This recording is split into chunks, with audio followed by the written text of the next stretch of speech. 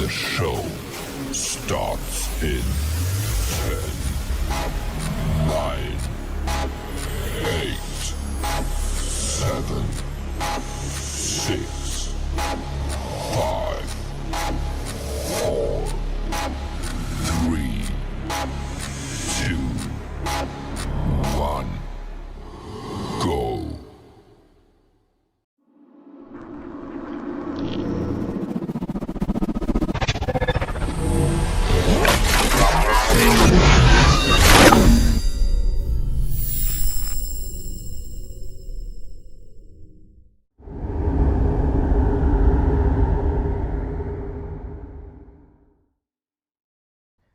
Assalamualaikum warahmatullahi wabarakatuh. Nama saya Syamil Aiman bin Afandi dan nombor ID DBS 2209265552 dan saya daripada kelas 2.5. Ini adalah video pengenalan diri bagi video refleksi kami dan tajuk projek kami ialah Kepelbagaian Agama dan Perayaan di Malaysia. Assalamualaikum warahmatullahi wabarakatuh.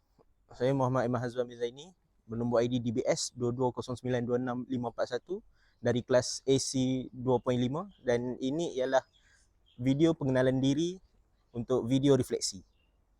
Okey, nama saya Ahmad Ahnaf bin Azmin bernombor ID DBS 2209265527 berkelas AC 2.5 dan ini adalah pengenalan diri bagi video refleksi saya. Assalamualaikum semua, nama saya Muhammad Nazrin Iqmal bernombor ID DBS 2209265548 daripada kelas section 2.5 dan ini adalah video pengenalan diri bagi video refleksi.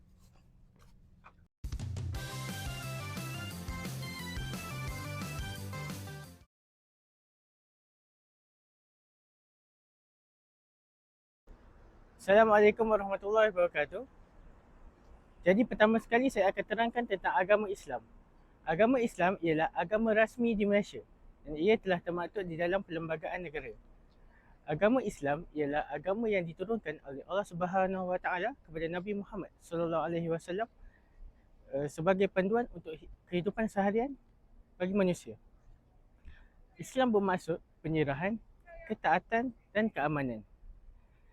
Kitab utama bagi umat Islam ialah Al-Quran.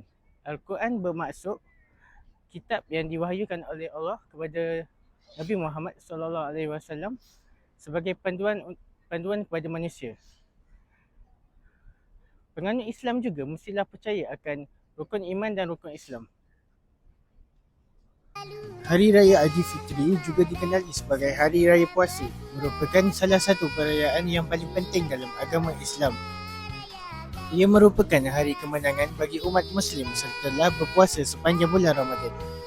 Hari Raya Aidilfitri dirayakan pada tarikh 1 Syawal dalam kalender Hijrah yang mengikuti penanggalan Islam. Hari Raya Aidilfitri mempunyai makna yang mendalam bagi umat Muslim. Semasa bulan Ramadan, umat Muslim berpuasa dari fajar hingga matahari terbenam, menahan diri daripada makan, minum dan melakukan aktiviti lain sebagai bentuk ibadah kepada Allah. Setelah sebulan berpuasa, Hari Raya Aidilfitri adalah waktu untuk merayakan kejayaan mereka dan mengucapkan terima kasih di atas perjuangan dan pengorbanan yang telah dilakukan. Perayaan Hari Raya Aidilfitri bermula dengan solat Hari Raya, iaitu solat khas yang diadakan pada pagi hari pada hari pertama Syawal. Solat ini biasanya dilakukan di masjid atau lapangan terbuka dengan kehadiran jemaah Muslim. Setelah solat, umat Muslim saling meminta maaf dan mengucapkan selamat Hari Raya kepada keluarga, rakan dan jiran. Semasa Hari Raya Aidilfitri, umat Muslim memakai pakaian baru, terutamanya pakaian tradisional seperti baju Melayu di beberapa negara. Mereka juga mengunjungi keluarga dan rakan, bertukar hadiah dan mengadakan jamuan bersama. Makanan khas yang disediakan semasa Hari Raya Aidilfitri berbeza mengikut negara atau budaya. Di Malaysia lazimnya adalah ketupat, rendang, lemang dan kuih tradisional. Selain itu, Hari Raya Aidilfitri juga merupakan waktu untuk memberi sumbangan dan berkongsi kegembiraan dengan yang memerlukan. Umat Muslim memberi sedekah kepada orang yang kurang bernasib baik dalam bentuk wang, makanan atau bantuan lain. Perayaan Hari Raya Aidilfitri berlangsung selama beberapa hari. bergantung kepada tradisi dan amalan setiap negara atau komuniti Muslim. Ia merupakan masa yang dinantikan dengan penuh sukacita, persaudaraan dan rokalisasi di kalangan umat Muslim.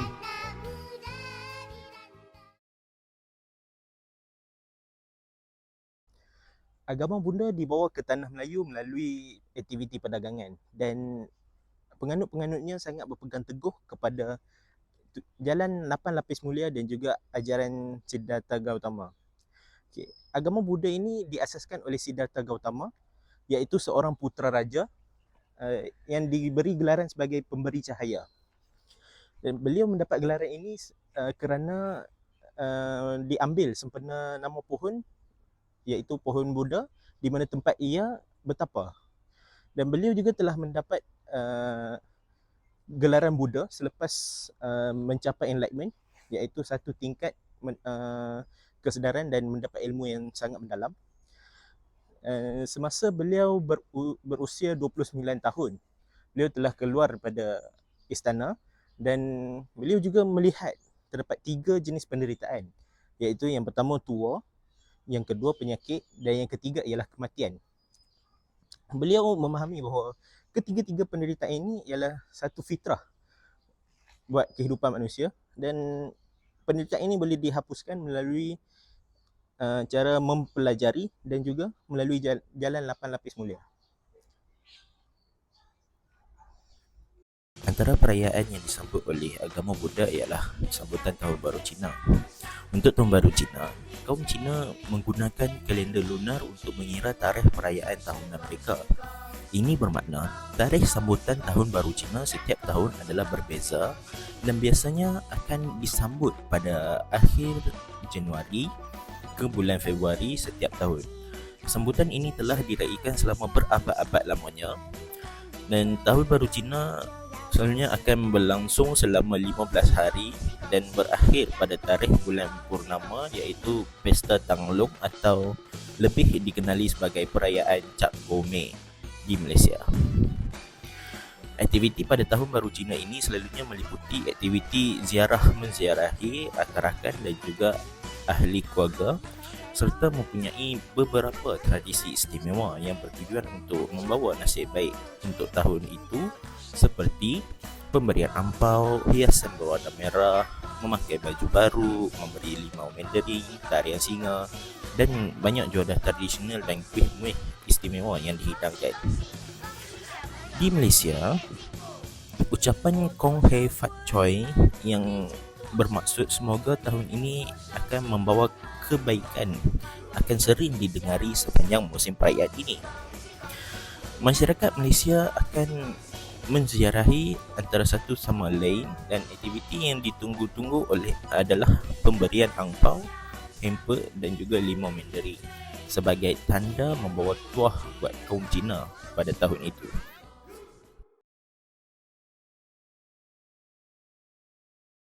Seterusnya, agama yang seterusnya adalah Hinduisme. Hinduisme adalah satu falsafah ataupun agama yang berasal daripada India. Hinduisme ini merupakan evolusi daripada pemikiran dari zaman ke zaman yang seterusnya. Agama Hindu mempercayai kepada satu Tuhan, akan tetapi mereka membentukkan ciri-ciri dan karakteristik dengan pelbagai dewa-dewi. Dan seterusnya, agama Hindu ni mempunyai kitab yang dikenali sebagai Veda dan terdapat 4 kitab utama, iaitu Atharva Veda, Yajurveda, Rig Veda dan Samaveda. Hari Deepavali merupakan perayaan yang disambut oleh semua penganut yang beragama Hindu di seluruh dunia dan merupakan hari cuti di Malaysia. Perkataan Deepavali merupakan gabungan perkataan Deepa yang berarti cahaya dan perkataan Gavali yang berarti barisan. Perayaan Deepavali ini disambut pada hari ke-14 bulan Aipasi dalam kalender Tamil antara bulan Oktober dan November dan juga dikenali sebagai Pesta Cahaya. Menurut legenda, Raja Narakasuri yang kejam dan selalu memeras rakyatnya telah dikalahkan dan dibunuh oleh Mahakrishnan Sebelum mati, Raja Narakasuri meminta semua manusia agar meraih hari kemenangan itu sebagai peringatan kepada mereka yang baik tentang godaan hantu dan syaitan. Peringatan kepada mereka yang lupa agar berbuat baik dan menjauhi daripada membuat kejahatan sama manusia. Pelita yang dipasang dalam barisan dapat dilihat dinyalakan di rumah penganut Hindu bagi melambangkan kejayaan kebaikan mengatasi kejahatan yang dirayakan sebagai perayaan Deepavali. Pada pagi Deepavali, penganut Hindu akan menjalani mandi minyak yang melambangkan penyucian badan dan semangat. Selepas upacara penyucian yang melambangkan permulaan yang baru, penganut Hindu akan mengunjungi kuil di mana patung dewa Hindu akan dikalungkan dengan kalungan bunga. Pada pintu masuk rumah penganut Hindu, hiasan kolam iaitu hiasan bunga halus yang dilakarkan di atas tanah yang biasa dibuat daripada biji ren berbagai warna akan diletakkan. Hiasan kolam ini merupakan lambang penyembahan Dewa Lakshmi, dewa kekayaan yang dipercaya hanya akan mengunjungi rumah mereka yang mempunyai hiasan kolam di pintu masuk rumah mereka. Kolam merupakan upacara keagamaan bagi penganut Hindu dan orang Islam adalah dilarang menggantinya.